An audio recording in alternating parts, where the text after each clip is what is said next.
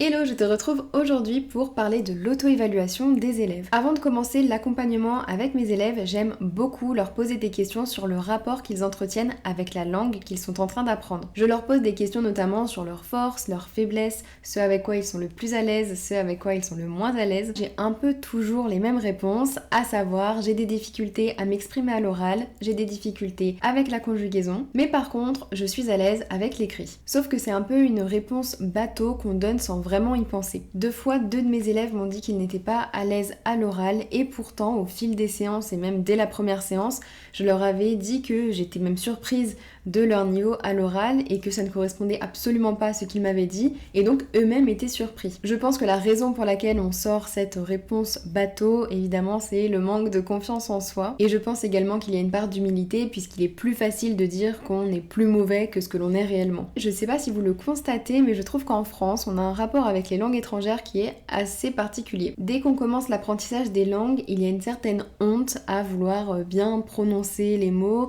ou même à savoir bien parler une langue. Quand on est au collège ou au lycée, on se fait souvent lyncher parce que voilà, on a essayé d'avoir un bon accent, une bonne prononciation et je pense qu'on a tous entendu tu fais trop genre, tu te la pètes un peu, alors que t'essayes juste de parler une langue étrangère. Et je vais également aller un peu plus loin en parlant des réseaux sociaux avec ce que je vois souvent. Quand un Français va utiliser des mots anglais dans sa phrase ou même des mots d'autres langues, souvent on aura des réponses du style parle français parce que t'es français. Pourquoi tu veux faire genre à utiliser des mots anglais, arabes ou espagnols ou peu importe. Et je trouve ça assez marrant parce que dans d'autres langues c'est plutôt normal d'utiliser des mots qui viennent d'autres langues. Est-ce que c'est un comportement qui est assez français, je ne sais pas. Dans tous les cas, je pense que beaucoup partageront mon avis. Parenthèse fermée en ce qui concerne la France. Également, les apprenants estiment leur niveau en se comparant à des natifs ou bien à des bilingues, ce qui est pas forcément la bonne chose à faire. Et enfin, ils ont une mauvaise conception de maîtriser la langue, qui ne veut absolument pas dire parler comme un natif, ou alors parler sans bafouiller, sans hésiter, sans douter, et en choisissant le mot exact. Parce que finalement, même dans notre langue maternelle, on doute, on bafouille, on appelle les choses pchit, machin, truc, chose. Il est totalement normal, même si ça peut être un peu frustrant, de ne pas savoir nommer chaque chose. C'est là où l'auto-évaluation va rentrer en jeu, puisque la comparaison ne va plus se faire vis-à-vis des autres, mais elle va se faire vis-à-vis de soi. C'est centré sur soi. L'apprenant va regarder son propre apprentissage, son propre environnement. Il se concentre sur lui et son rapport avec la langue, ses compétences, ses facilités, son savoir, sa motivation, et il va comparer son niveau actuel avec celui qu'il avait il y a de ça quelques semaines, quelques mois, voire quelques années. Mais dans tous les cas, ça concerne lui et lui seulement. Parce que si il est amené à se comparer à plus haut que lui, s'il n'a pas la bonne attitude, il peut vite tomber dans l'auto-jugement, l'autocritique, mais de façon assez négative, et il va vite finir démotivé et désespéré. L'auto-évaluation va donc lui permettre de redescendre un peu, d'éviter de regarder un peu trop en haut, mais de regarder droit devant lui, et de regarder ce qui le concerne dans un premier temps. Ensuite, cette auto-évaluation va se faire selon une liste de compétences, de critères, ce qui permettra à l'élève de mieux se positionner, de déterminer précisément où il en est et aussi d'avoir des objectifs clairs et précis. L'auto-évaluation en général prend la forme d'un tableau qui met en avant les compétences et leur évolution. On retrouve en général les 4 compétences du CE-CRL, à savoir l'expression écrite et orale ainsi que la compréhension écrite et orale. On va également retrouver des colonnes avec maîtrise insuffisante, maîtrise partielle, maîtrise fragile ou bien très bonne maîtrise, ce qui va montrer à l'élève que rien n'est tout blanc ou tout noir. Ce n'est pas juste tu n'as pas validé cette compétence, carton rouge, fini. Il y a une évolution et l'apprenant ne reste pas coincé sous un critère ou sous un niveau. Il sait qu'il y a une évolution et qu'il doit donc travailler pour s'améliorer et pour atteindre les paliers suivants. Ce n'est qu'une question de temps et de pratique. Par rapport au niveau et aux compétences, quelque chose que j'entends souvent de la part de mes élèves, c'est « je manque cruellement de vocabulaire ». Et souvent ça les coince pas mal puisqu'ils ont l'impression qu'ils ne peuvent pas prétendre à un certain niveau. Mais grâce à l'auto-évaluation et aux critères cités, l'élève va se rendre compte que le vocabulaire ne fait pas tout. Ce n'est pas le vocabulaire qui fait le niveau, il n'y a pas que ça qui est important. Le vocabulaire est quelque chose que tu apprends tout au long de ta vie et ce même dans ta langue maternelle. Et personnellement, j'apprends des nouveaux mots français chaque jour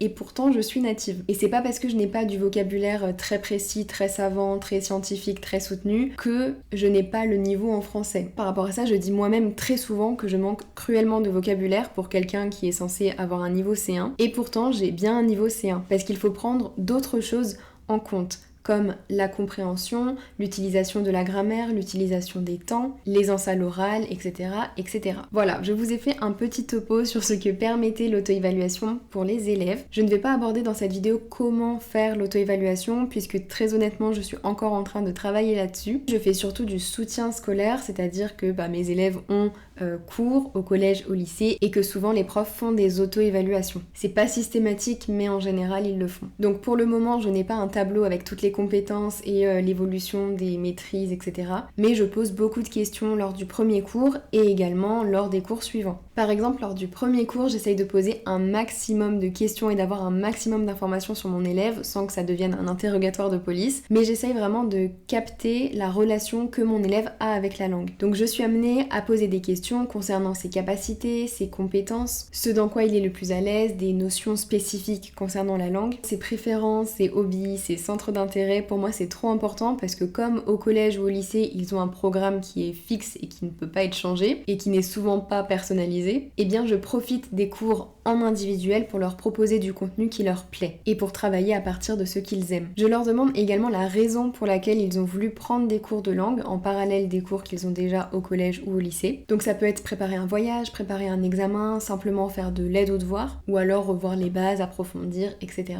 Et ce qui me semble être le plus important, je parle de l'objectif. Parce que c'est important de trouver son pourquoi. Pourquoi est-ce que tu as envie d'étudier, de progresser dans cette langue? Pourquoi est-ce que tu veux apprendre cette langue? En général, je suis souvent amenée à faire mon petit discours sur à quel point l'anglais c'est important, peu importe le domaine dans lequel tu vas travailler, peu importe la filière que tu vas choisir, peu importe, tu dois apprendre l'anglais. C'est vrai, on peut faire sans, mais ça devient quand même de plus en plus compliqué. Il y a pas mal de ressources, pas mal de vocabulaire qu'on a aussi adapté. Je pense notamment dans le domaine de, du design, etc.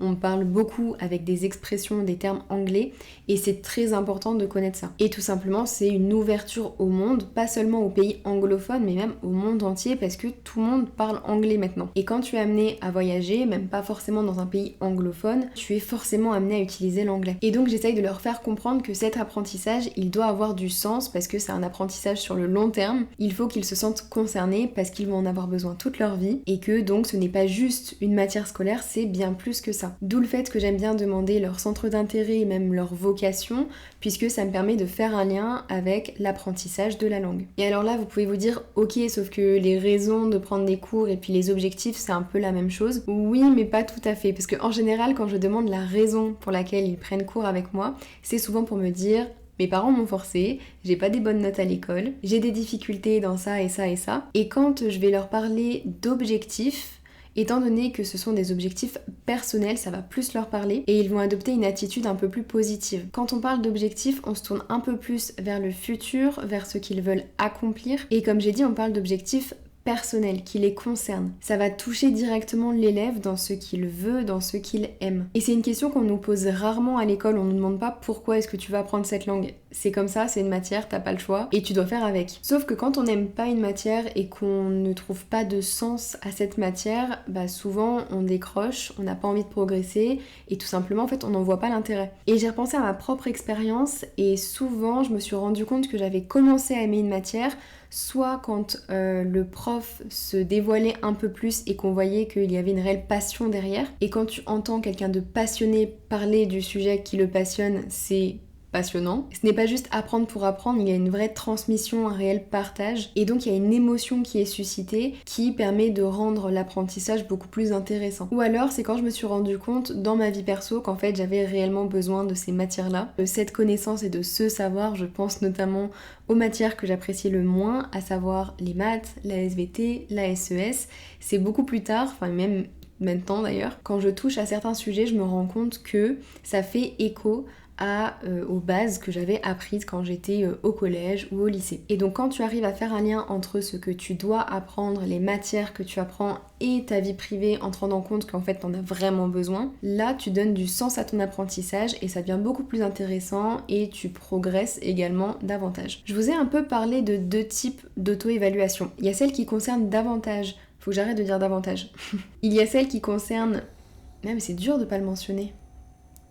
Il y a l'auto-évaluation qui concerne les compétences linguistiques et une autre qui concerne un peu plus l'apprentissage mais de façon globale, avec tout ce que ça peut impliquer. Donc l'apprentissage d'une langue mais comme une expérience vécue, une expérience personnelle en prenant en compte tous les facteurs extérieurs qui vont avoir un impact sur cet apprentissage. D'ailleurs, ce que je suis en train de dire, ça fait écho à la première vidéo que j'avais publiée concernant la biographie langagière. Cette biographie langagière qui permettait de prendre du recul par rapport à cet apprentissage et de prendre en compte tous les éléments extérieurs qui avaient un impact sur ton apprentissage. Je te laisserai aller voir cette vidéo et d'ailleurs dans chacune de mes descriptions tu retrouves un lien avec l'e-book gratuit pour justement t'aider à rédiger cette biographie langagière. Je vous ai parlé du premier cours mais évidemment l'auto-évaluation se fait tout au long des séances. Et d'ailleurs on peut inclure des bilans, des remarques, des conseils à chaque fois. Parce que l'apprenant n'est pas censé connaître tout ça tout seul, donc il faut l'accompagner dans ce processus, c'est absolument pas inné. Et c'est bien de refaire cette auto-évaluation régulièrement puisque les objectifs sont amenés à être redéfinis si par exemple le volume horaire des cours sont amenés à changer. Je parle du volume horaire mais ça peut être tout et n'importe quoi. Je vous mets en description un document qui parle justement de l'auto-évaluation et qui vous aide en quelque sorte à rédiger cette auto-évaluation. Si je ne me trompe pas, c'est de Michel Bard qui est IAIPR, à savoir inspecteur d'académie, inspecteur pédagogique régional. Il y a plusieurs PDF comme celui-ci, notamment contextualiser les apprentissages ou encore construire une progression par spiralisation. C'est assez intéressant donc je vous mets le lien dans la description. Voilà pour cette vidéo, je voulais surtout répondre à la question du pourquoi est-ce important de faire une auto-évaluation, enfin de faire une auto-évaluation à tes apprenants. J'ai donné certaines pistes pour le comment faire une auto-évaluation, mais je pense que pourquoi pas, ça pourrait être l'objet d'une autre vidéo. J'espère que cette vidéo vous aura plu et n'hésitez pas à me dire en commentaire si vous faites faire des auto-évaluations à vos élèves et à préciser les questions que vous leur posez. Je pense que ça peut être utile et intéressant pour tous.